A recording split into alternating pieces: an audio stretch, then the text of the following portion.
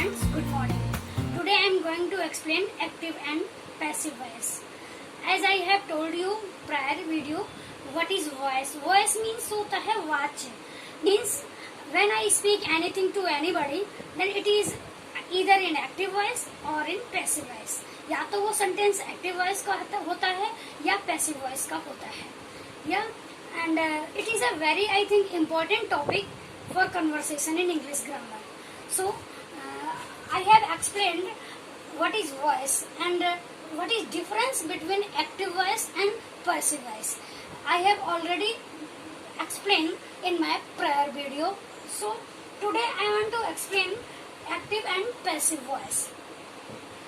Present definite tense has been already completed. Today's term present continuous tense.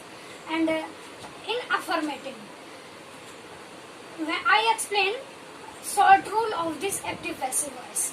And if you understand short rule of these sentences, then you will get very well how to convert any sentence into passive voice.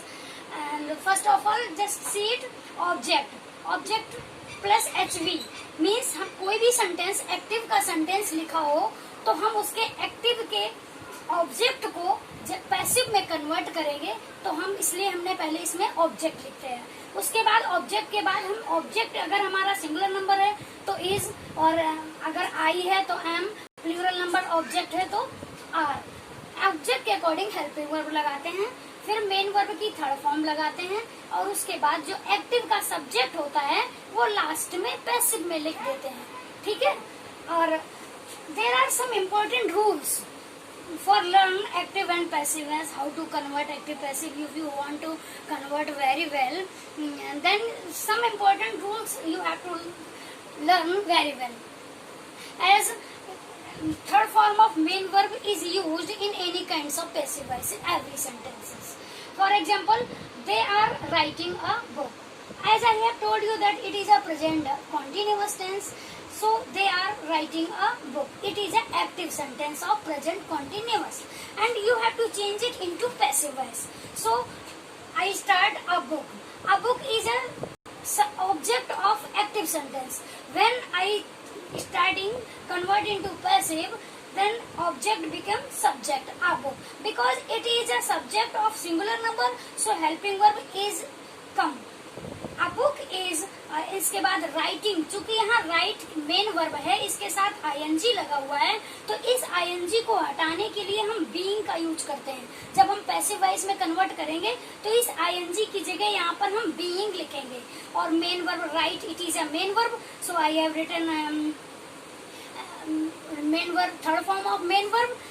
मुझे लिखना है I have to write main third form of main verb being written, और by लगाकर हम यहाँ subject लिख देते हैं. बाय दे को चूंकि हमें ऑब्जेक्टिव फॉर्म में लिखना है तो इसलिए हमने यहाँ पर देम लिख दिया. ठीक है. अब ये सब्जेक्ट है, पैसिव का ऑब्जेक्ट बनेगा तो ऑब्जेक्टिव फॉर्म में लिखना होगा, इसलिए हमने दे को देम कर दिया. सेंटेंस नंबर सेकंड देखिए students. She is taking meal. Meal means भोजन. यू नो फूड मीन्स भी भोजन होता है, but I want to make difference. It is a very difference meal and food. Food कहते हैं पक्का खाना, means पूरी कचौड़ी etc. And meal means rice, bread, pulse etc. Meal. She is taking meal.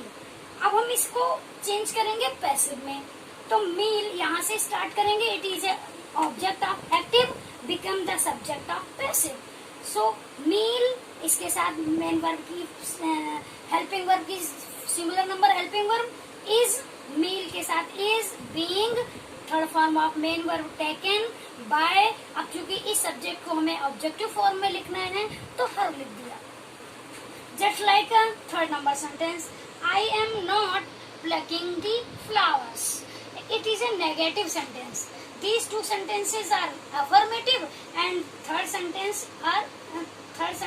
is negative sentence.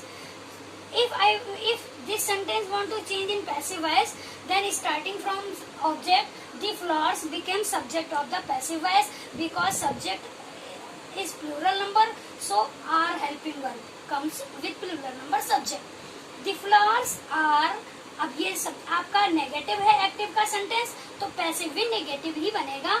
Helping verb के साथ not का प्रयोग होगा। मीन बीइंग से पहले नॉट, हेल्पिंग वर्ब के बाद और बीइंग से पहले नॉट का यूज करते हैं।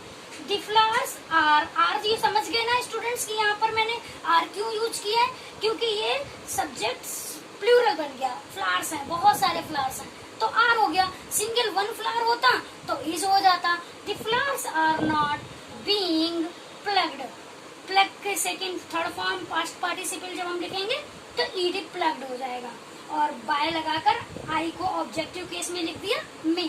इसी प्रकार सेंटेंस इंटरोगेटिव सेंटेंस भी बनते हैं स्टूडेंट्स।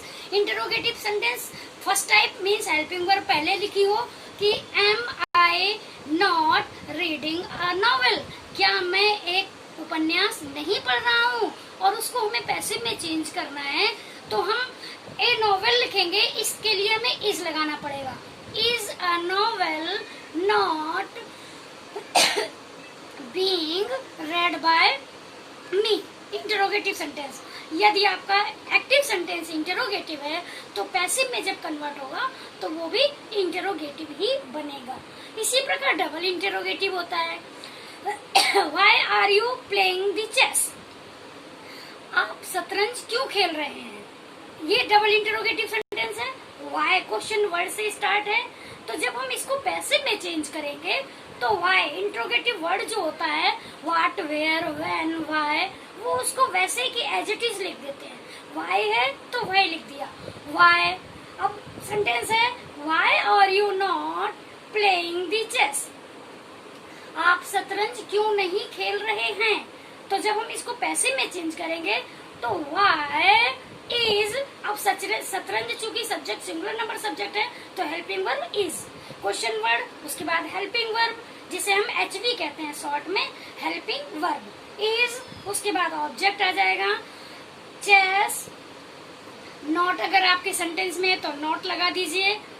बीइंग, प्ले की third form played by you. This is all types present continuous, active and passive voice. Understand it? I hope you get it very well. Thank you so much.